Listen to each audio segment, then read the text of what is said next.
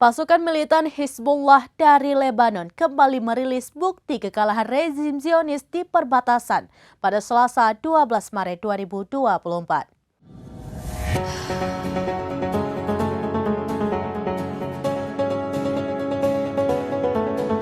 Pasukan militan Hizbullah dari Lebanon kembali merilis bukti kekalahan rezim Zionis di perbatasan pada Selasa 12 Maret 2024. Di mana sebuah situs vital IDF Birker Risha kembali dibombardir hingga meledak menjadi puing-puing. Akibat serangan itu menyebabkan serangan langsung terjadi dan kerusakan di sejumlah wilayah.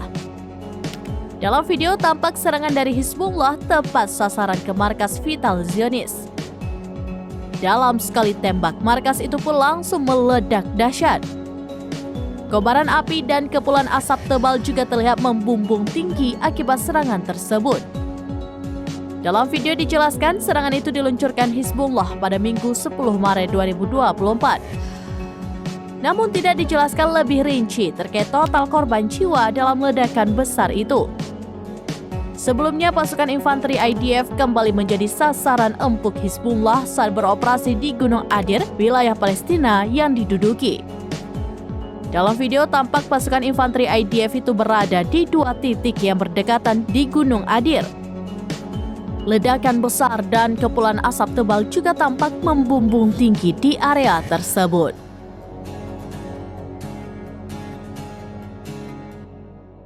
Demikian informasi terkini Syedar Alun. Saksikan terus beragam informasi lainnya. Jangan lupa like dan share seluruh akun serambinews.com.